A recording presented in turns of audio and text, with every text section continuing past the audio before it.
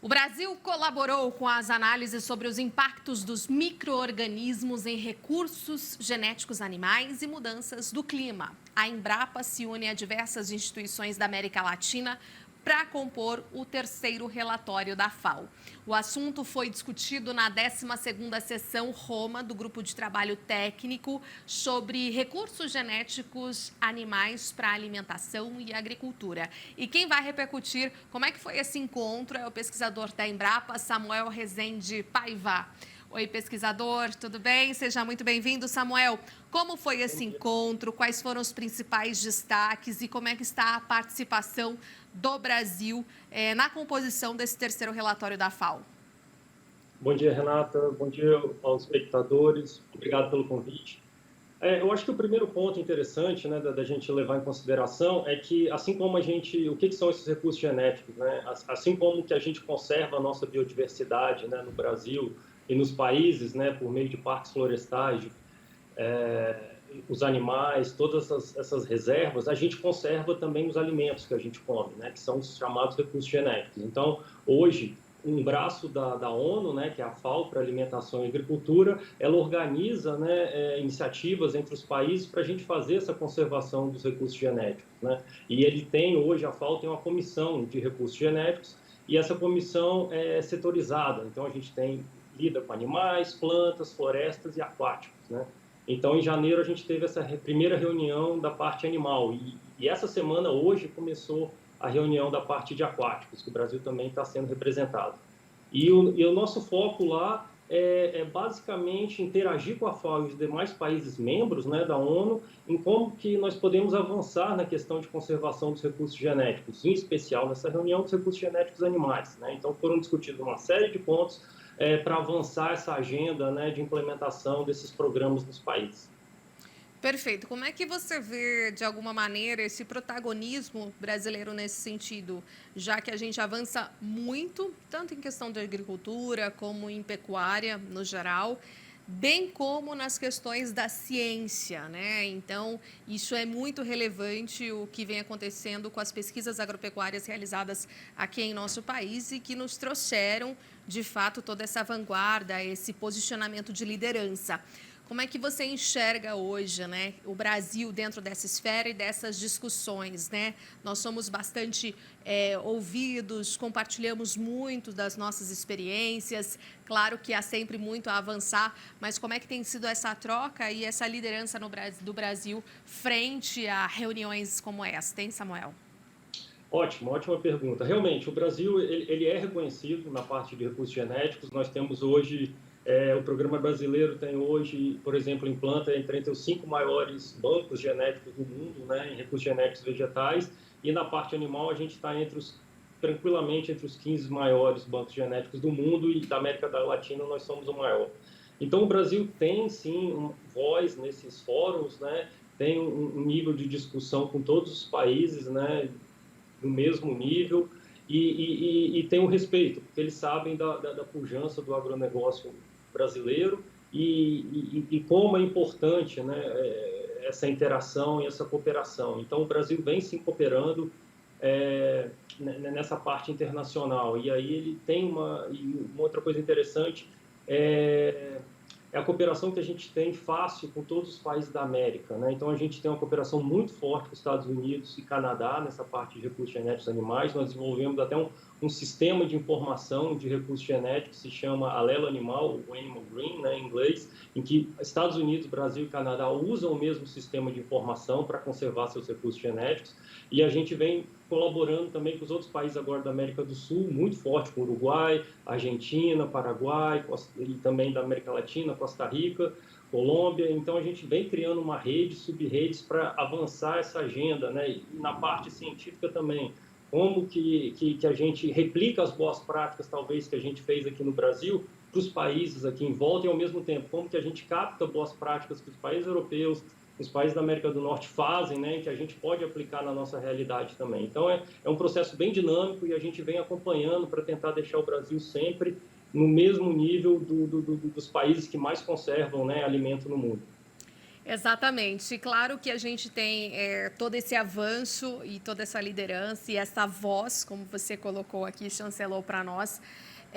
Quais são as nossas prioridades, né, em nível dessa conservação desses recursos genéticos, já pela pauta recente que vocês tiveram em Roma?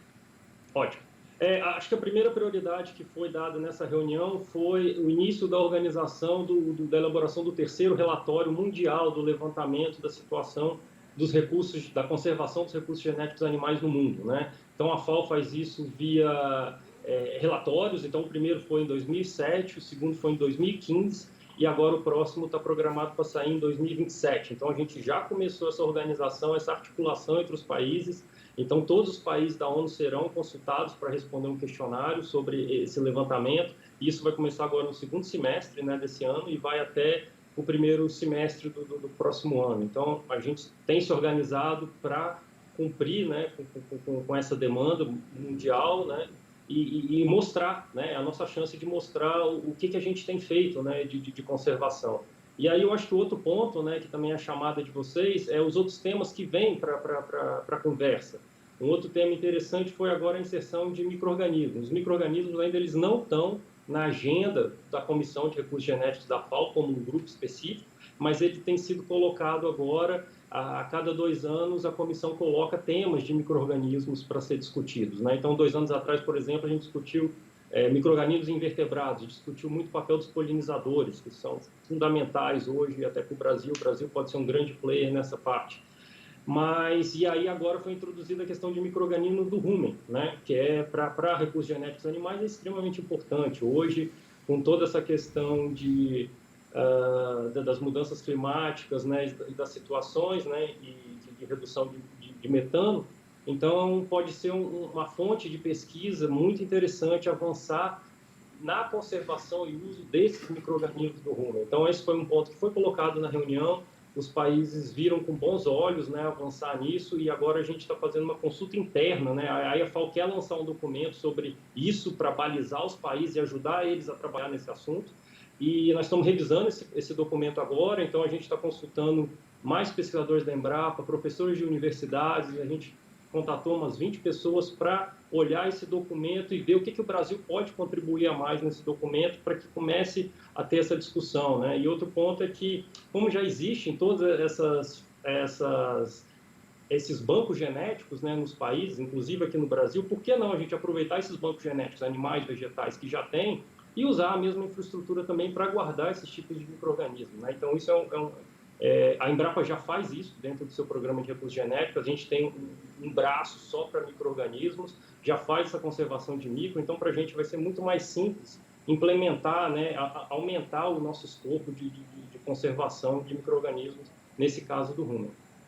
Exatamente, né? E a gente sabe de toda a participação, credibilidade também da Embrapa nesse sentido, inclusive participando do Banco Mundial de Sementes, de Plantas, pela Europa, por outras localidades, ou seja, de toda essa questão e que realmente faz parte, né? E precisa realmente ter esse local onde a gente consiga adquirir toda essa questão de pesquisa, de ciência, para realmente evoluir aí em vários pontos, vários quesitos. Você comentou, então, 2027, de fato, quando deve sair, então, mais esse relatório.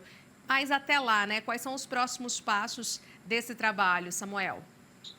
Ótimo. Até lá, o que a gente quer avançar? A gente quer avançar da mesma forma que o Brasil tem seu sistema de informação, a FAO criou também um sistema de informação mundial, em que qualquer um pode entrar e ver o que o mundo está conservando de recursos genéticos, no caso aqui, animais, né? Então, você tem esse sistema, ele se chama DAD-IS,